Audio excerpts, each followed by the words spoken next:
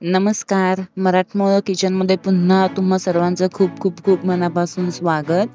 तर आज आपण एक भाजीची रेसिपी बघणार आहोत. ही खूप आगळीवेगळी अशी रेसिपी आहे. तर या भाजीचं नाव आहे शेवळीची भाजी. काही लोक याला शेवळी म्हणतात, तर काही लोक याला शेवाळाची भाजी म्हणतात. ही एक रानभाजी आहे.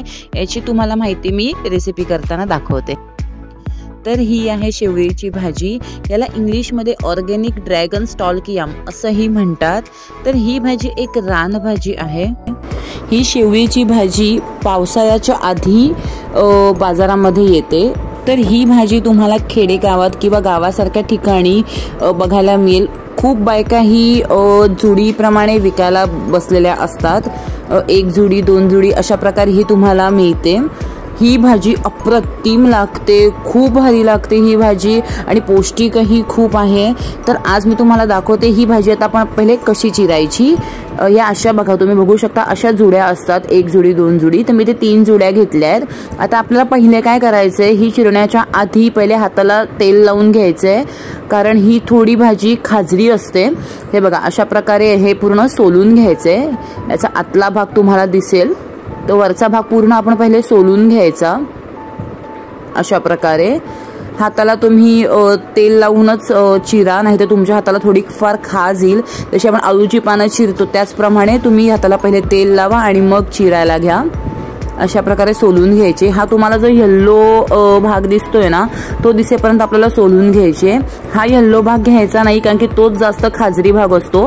तर तो आपण कट करायचा आणि तो फेकून द्यायचा आहे आपल्याला. तो अजिबात वापरायचा नाही भाजीमध्ये.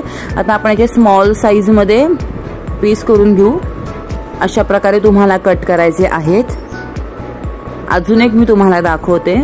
तर मला तुम्हाला या भाजीचं थोडं एक वैशिष्ट्य सांगायचं आहे. ही शेवळीची जी भाजी असते ती जमिनीच्या पाण्याची पातळी जशी वाढते तशा बाष्पीभवनाने ही भाजी तयार होते. आणि जे आदिवासी बांधव असतात ते आपल्याला पावसाळा येण्याच्या आधी 15 दिवस आधी ही भाजी उपलब्ध करून देतात.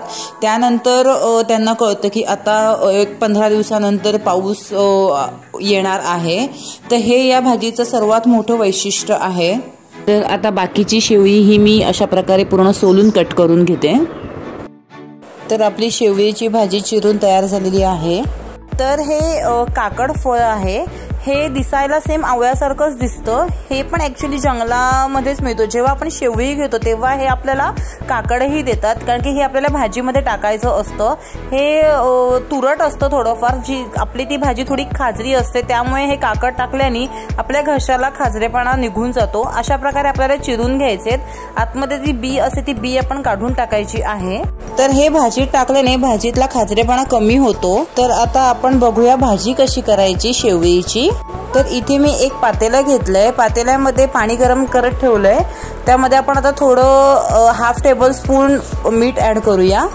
आता एका साईडला आपण वाटणाची तयारी करूया. वाटण्यासाठी मी एक कढई घेतली आहे.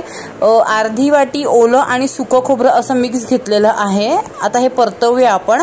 तुमच्याकडे ओलं खोबरं असेल तर तुम्ही ओलं खोबरं वापरा, सुकं असेल तर सुकं खोबरं वापरा, काही हरकत नाही आहे. मी दोन्ही मिक्स करून घेतलंय. तर आपण याला छान आता गोल्डन कलर येईपर्यंत परतवून घ्यायचंय.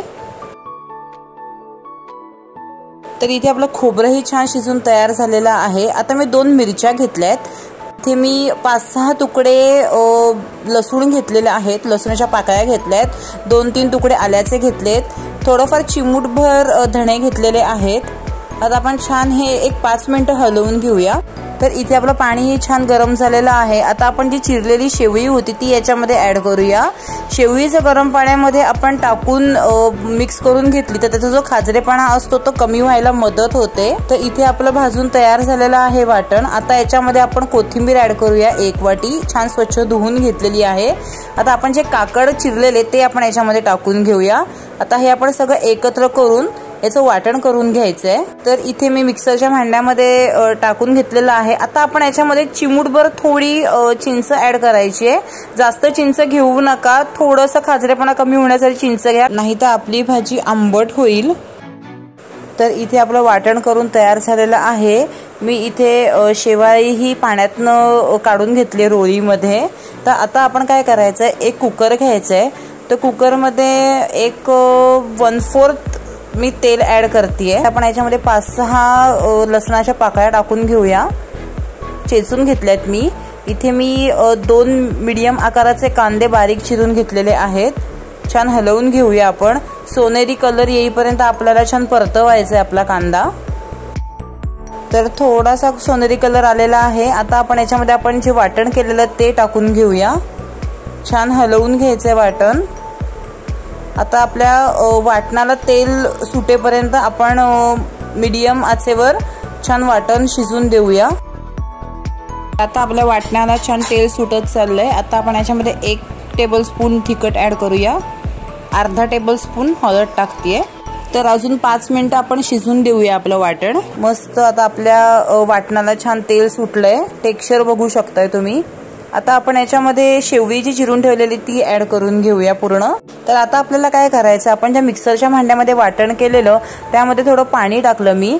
आता 2 मिनिटं आपण याला उकळी येऊन देऊया छान. तर आपल्या भाजीला छान उकळी आलेली आहे. आता आपल्याला काय करायचं, आपण आता कुकरला 3 ते 4 शिट्ट्या देऊन घेऊया पहिले. अशाच मराठमोळ्या रेसिपीज बघण्यासाठी माझ्या व्हिडिओजला लाईक करा, शेअर करा आणि माझ्या चॅनलला सबस्क्राईब करा. तर आता इथे मी कुकरला 3 शिट्ट्या देऊन झालेल्या आहेत. आता आपण याच्यामध्ये 1 टेबलस्पून गरम मसाला ॲड करूया. आता याच्यामध्ये अर्धा टेबलस्पून मी मीठ ॲड केलेलं आहे. तर ऑलमोस्ट आता आपली भाजी झालेली आहे. पण ही थोडी याची कन्सिस्टन्सी थोडी पातळ ठेवायची. तर आता आपण काय करूया, याच्यामध्ये पाणी ॲड करूया. तुम्हाला जितपत कन्सिस्टन्सी हवी तितपत तुम्ही ठेवू शकता. मी मीडियम कन्सिस्टन्सी ठेवते. तर आता 2 ते 3 मिनिट आपण याला छान उकळी येऊन देऊया. मग आपली भाजी शेवळीची भाजी करून तयार होईल. मस्त आपल्या भाजीला उकळी आलेली आहे. छान तरीही आलेली आहे आपल्या भाजीला. तुम्ही बघू शकता मस्त टेक्स्चर आलेला आहे. तर आपली भाजी ऑलमोस्ट तयार झालेली आहे. खूप मस्त लागते ही भाजी.